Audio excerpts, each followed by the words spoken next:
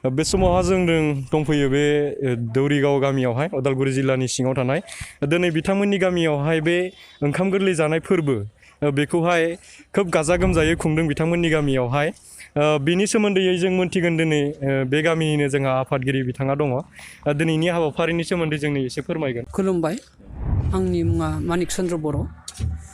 आं बाथौ बे देउरि गामि बाथौ आफादनि आफादगिरि।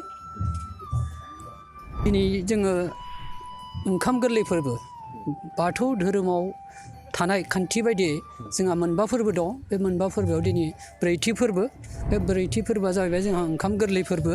जा बेवहाय जोङो दिनै खोब गाजा गोमजा खुंनो लादों। गोदो आरो दानि फारागथिखौ आं एसे बुंफालांनो सानबाय। गोदो बे दिनैनि फोरबोखौ जों न'खर न'खर खुंनाय नुयोमोन, नाथाय जों गोदान फोसाबथाय बाथौ धोरोमखौ लानायनि उनाव जों बे खान्थियै जोङो बहुद बोसोर जाबोबाय जों दिनैसिम खुंनाया बे हाबाफारिखौ दिनैबो जों खुंनो लादों। बेवहाय जोङो गासैबो रायजो राजाखौ लानानै दाबसे जायगायावनो बोराइ बाथौखौ थानसालियाव बावनायजों लोगोसे गासै गामिनि गथ' गथाय बोराय बुरै बयखौबो लाफानानै जों दाबसे जायगायावनो जों सानसेयावनो फोजोबनो जों लानाय जायो आरो बेखौनो लानानै जों दिनै बे खामानिखौ मावफुंनो लादों आरोखि। बे ओंखाम जानाय जे हाबाफारि बेयावहाय नोंथांमोना मा सिस्टेमै बे ओंखामखौ जायो? न'खर न'खरनिफ्राय माइरं बिदि खांलायलायनानै जायो ना रायजोआनो होयो? नङा, जोङो गुबुन समाव गुबुन माब्लाबा परिबेसखौ लानानै समयसाखौ लानानै जोङो गुबुन गुबुन माबाजों जों फालियो। जेरै दा जुदि रायजो पुजिफ्रा सम्पतिफ्रा दङ हिसाबै जों दासिम बर्थमान रायजोनि सम्पतिखौनो जों बाहायनानै जों जायो आरोखि। आरो दिनैनि समावहा नुनो मोन्दों जोंहा बै समावहा आलादा आलादा रोखोमै ओंखाम जानाय नुयोमोन। दिनै रायजोयैनो बेवहा ज' जालायनानै जायो। बे नुथाया खोब मोजां मोनसे नुथाय। बेनि सायाव मा बुंनो सानो दिनै? आं सान्दों जेनेबा जोंनि गेजेरावहा समाजनि गेजेराव जुदि आलादा आलादा जायोबा जोंहा समाजखौनो लाना जानाय जायो। सोरनिबा न'खरसेयाव जाबाबो समाजखौनो लाना जानाय जायो। गतिके खामानिया जुदि न'से न'से जायोब्ला जोंहा गोबां खहा जायो, समनि खहा जायो। गतिके जोङो मोनसे सिन्ता धारानि गेजेरजों मोनसे साननाय हनायनि गेजेरजों जों सानसेयावनो जाहाथे फोजोबनानै जों टाइमखौ होसोनो हायो, बिनि थाखाय जों बे खामानिखौ मावफुंनो सानदों। आरो बेबायदिनो जाहाथे गुबुन गुबुन बाथौआरिफ्राबो जाहाथे बेखौ लायोब्ला मोजां जागोन होननानै आं माबा होदों आरोखि। गामिनि मोनसे एकता मोनसे नुथाय। बे समावहाय नोंथांमोननो जों खोन्थिनो थाखाय आखायाव लादों दिनैनि जे ओंखाम गोरलै जानायनि जे हाबाफारि बिथिंहा जोंहा संबाय थानाय नोंथांमोना नुनो मोन्दों। केमेरामेन उदय औवारिनि दिन्थिनायाव नोंथांमोना फारि फारि नुनो मोनगोन। दिनै जोङो सिगांग्रोयै मोनथिनो थाखाय आवगायलांगोन बिथिंहा बिथांमोना दिनैनि बे ओंखाम गोरलै जानाय फोरबोआवहाय मा मा आयजन बनायदों बिथांमोना जों बिथिं मिथिगोन। दिनैनि बे जानायनि हाबाफारि बेवहाय नोंथांमोना मा मा आयजन खालामदों एसे बुंनो हागोन नामा? दिनै जों बे 9 दिनावहा 9 आबाद जाखायो आरो बेवहाय जों गासैबो रायजो राजाखौनो ज' खालामनानै बेयाव सानसेयावनो हरनि माबायाव बिदाय होगोन। आरो जों बहुद आइटेम लादों, ना, मिरामिस, दालि, अमा बेफोरखौ गासैखौबो लानाय जादों। आरो बेखिनिखौ जों जाहाथे न'खर न'खर जायाफालानो बे रायजोआव फैनानै जमा जानानै फोजोबनाय जायो आरो। खोब मोजां मोनसे आयजन दिनै बिथांमोननि गामियावहाय नोंथांमोना नुनो मोन्दों बिथिंहाय फ्राय जाफ्रामजोब्बायानोसै।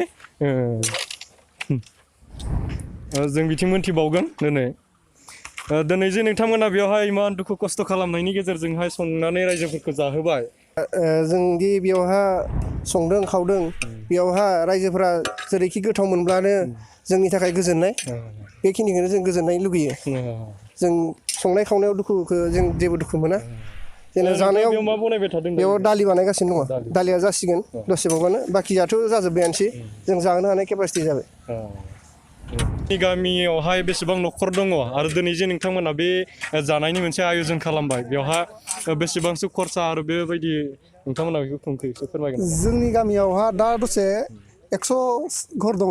बेवहा जोंहा बाजेट खालामनाय जायो रायजोनिफ्राय। जेनेबा माखासे डनारफोरबो थायो, जाय समाव जोंहा डनारा बारा जायो, धना जोंहा जेनेबा गोबां जायो, होमब्ला जोङो रायजोफोरखौ सन्तुष्ट' खालामनो थाखाय बै डनारजों लोगोसेनो माब्लाबा जों 50नि गोजौआव खरसा खालामनाय जायो माब्लाबा खमाव खरसा खालामनाय जायो आरो जों जेब्ला 50नि गोजौसिमहालागै खरसा खालामो अब्ला जोंहा जाग्राफ्रा जेरै बेदर होनना बुङो अमा बेदर ओमफ्राय जायफ्रा बेदर जाया गामाखालि बोसोराव जोङो दाउबो होनाय जायोमोन देग्लाय एसे डनाराथ' खम नङामोन होमबाबो जों डाइरेक्ट दाउ अमानिफ्राय जायफ्रा अमा जाया बिसोरनो ना लाबोनाय जादों आरो ओमफ्राय आइटेमखौ जों बोसोरै खोब बारा आइटेम खालामनाय जाया दालि आरो लोगोसे अनला मैगं होनाय जायो आरो ओंखाम गोदान फोरबो हिसाबै देग्लाय अनलाखौबो जों बानायगोन जाथ'वाखै जोंहा ओमफ्राय लाब्रायाथ' थाखायो जेनेबा लाब्रा माने मा होनो मिरामिस भाजा आरोना ओमफ्राय पापर थायो बायदि बायदि ओरैनो गोथां बुस्थु थादेरो आरोना ओमफ्राय जों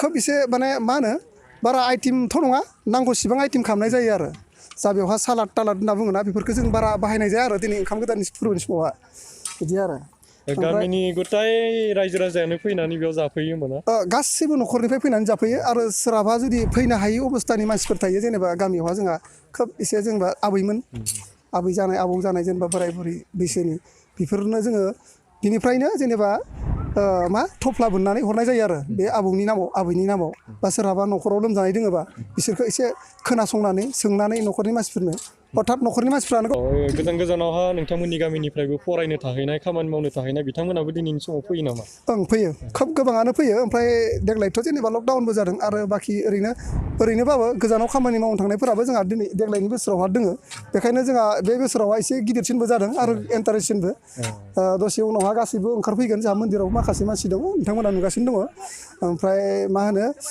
देग्लाय एसे डनाराबो एसे बारा जादों जोंहा गोजान गोजाननिफ्राय खामानि मावनायफोरा फैदों नालाय ओमफ्राय सात्रफोराबो जेनेबा फैयो खोब गोबाङानो फैयो ओमफ्राय जायफोरा फैनो हाथावा बिसोर फैया आरो ओमफ्राय फ्रायानो फैयो आरो ओमफ्राय बेफोरखो जायफोरा गोजानाव दङ सात्रफोर लोगोजों लोगो गामिनिफ्राय नङाबाबो लोगोजों लोगोनो लेंहरलायनाय जाखायो आरो ओमफ्राय फैयोबो बिदि आरो जोंहा बाथौआरि समाजावहा मंगलबार एदिनाखालिनि समावहा गोलैबा जोंहा मिरामिसै जानाय जायो नोंथांमोननि गामियावहा माबायदि खालामनाय जायो बेखायनो बे खोब मोजां गोसोखांथाव खोथा जोंहा थांनाय बोसोरावहा मंगलबार गोलैदोंमोन गोलैया नङा गोलैयो जों बेखौ गाजा गोमजायै फोरबोखौ फालिदोंबाबो जोङो बेदर होनाय जायाखै मिरामिस जेनेखे जोंहा बाथौ समाजावहा मंगलबार खालि मिरामिसखा रावबो जाया आरो सोरबाफोर जायोबाबो जों बेवहा मन्दिर हिसाबै जों बेवहा बाहायनाय जाया बेखायनो जों बेखौ मिरामिस होनाय जायो आरो थांनाय बोसोरावसो गोलैथारदों बेखायनो थांनाय बोसोराव जों मिरामिस होनाय जादों आरो बेनोसै साबायखर थाबाय बेखिनियाव